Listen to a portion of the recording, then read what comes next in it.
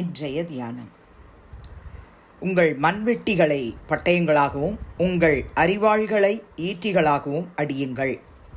பலவீனனும் தன்னை பலவான் என்று சொல்வானாக.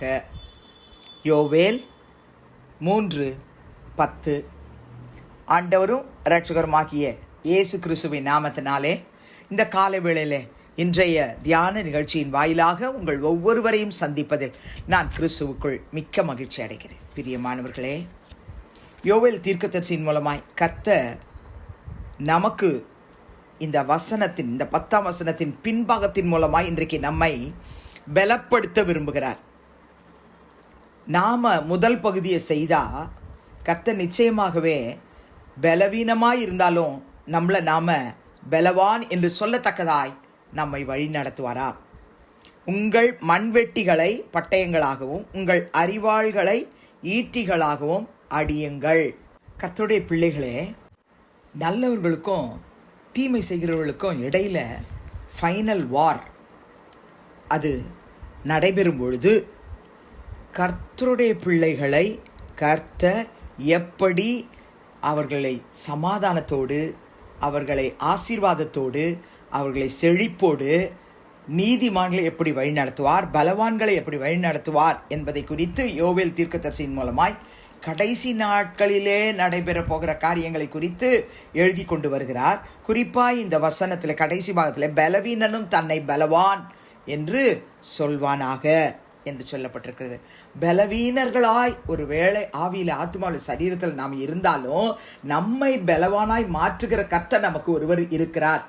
அவருடைய கரத்தில் அப்பா கடைசி நாட்களில் நடைபெற போகிற காரியங்களை யோவேல் தீர்க்கதரிசியின் மூலமாக நாங்கள் வாசித்தாலும் இன்றைக்கும் கர்த்தாவே நாங்கள் எல்லாரும் கிறிஸ்துவுக்குள்ளே பலவான்களாய் இருக்கிறோம் என்று அறிக்கை செய்கிறோம். ஆண்டவரே, ஒவ்வொரு கர்த்தருடைய பிள்ளைகளுக்கும் கர்த்தர் பலவானாய் நீர் ஆண்டவரே இருக்கிறீர்கள் என்று உறுதி அளித்து அவள் விசுவாசத்தை வர்த்திக பண்ணணும்னு ஜெபிக்க போகிறோம். நீங்கள் பாருங்க, சங்கீதம் 72:4 ஜனத்தில் சிறுமைப்படுகிறவர்களை அவர் நியாயம் விசாரித்து ஏழையின் பிள்ளைகளை ரட்சித்து இடுக்கண் செய்கிறவனை அவர் நொறுக்குவார். அது அவருடைய வேலை. கர்த்தருடைய பிள்ளைகளே, சமாதானத்தோடு கூட நாம கர்த்தருடைய நாமத்தை மகிமைப்படுத்தத்தக்கதாக கர்த்தருக்கு பிரியமாய் வாழ்வோம் என்று சொன்னால் கர்த்தர் நமக்கு நன்மையை செய்வார். நம்மளை ஒடுக்கிறவங்களுக்கு அவர் நியாயம் செய்வார். 147 சங்கீதம் 14 இப்படியாய் நாம் வாசிக்கிறோம். அவர் உன் எல்லைகளை சமாதானம் உள்ளவைகள் ஆக்கி உச்சிதமான கோதுமையினால் உன்னை திருப்தி ஆக்குகிறார். நிச்சயமா நம்ம எல்லாருக்குமே கர்த்தர் அதை தான் செய்வார். பிரியமானவர்களே, நாம கர்த்தருக்கு பிரியமான பிள்ளைகளாய் இருந்து கொண்டு ஜெபத்திலும் வேத வாசிப்பிலும் நாம தரித்திருக்கணும்.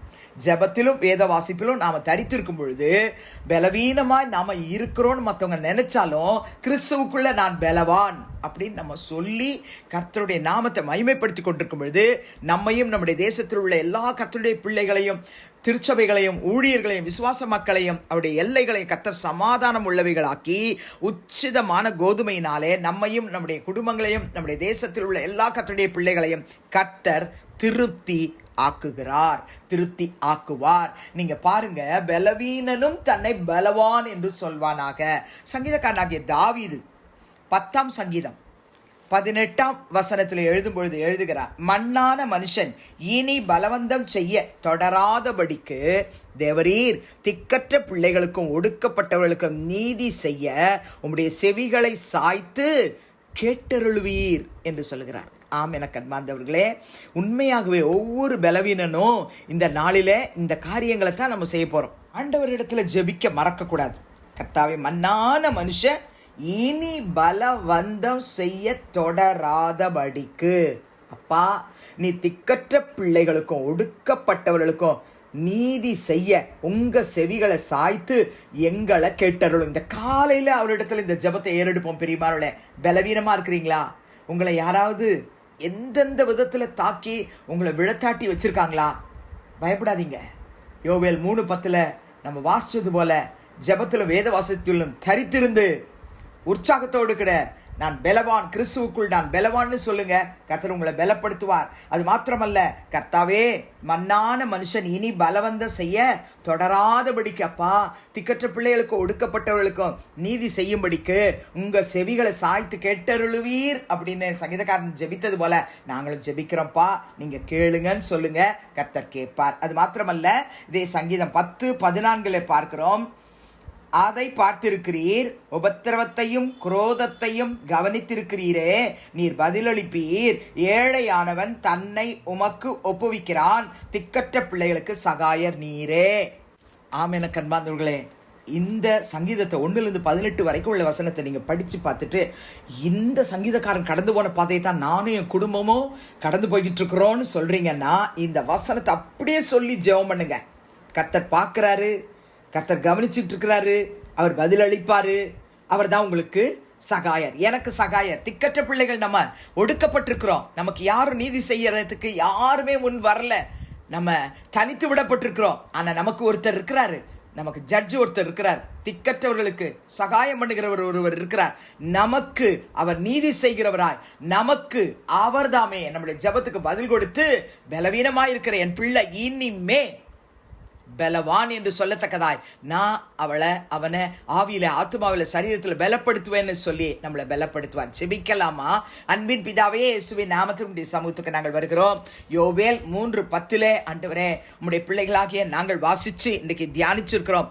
பலவீனனும் தன்னை பலவான் என்று சொல்வானாக. ஆமா ஆண்டவரே, எங்களை எல்லா விதத்திலும் ஆண்டவரே ஒடுக்கி, எங்களுடைய நீதி நியாயங்கள் எல்லாம் ஒடுக்கி எங்களை வேதனைப்படுத்தி கொண்டிருக்கார்களப்பா.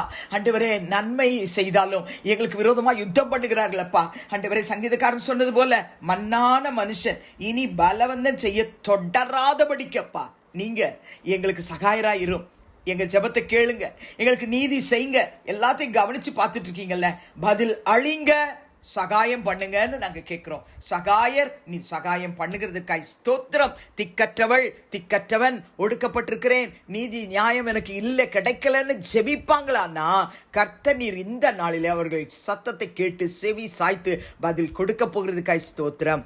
இயேசுவின் நாமத்தில் பிதாவே, ஆமென். கிறிஸ்துவுக்குள் பிரியமானவர்களே, இந்த நாளிலே கர்த்தர் தாமே உங்களோடு கூட இருப்பாராக, உங்களை ஆசீர்வதிப்பாராக, உங்களை நடத்துவாராக. ஆமென்.